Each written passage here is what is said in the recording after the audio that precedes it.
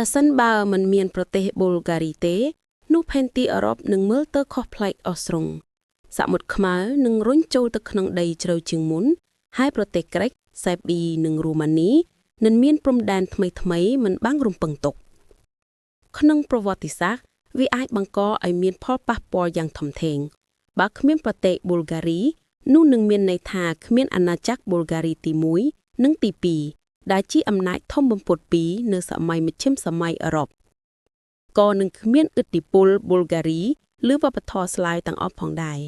អក្សរស៊ីរីលីកក៏នឹងមិនត្រូវបានចែកចាយទៅទូទាំងអឺរ៉ុបខាងកើតដូចសពថ្ងៃឡើយសូម្បីតែប្រទេសរុស្ស៊ី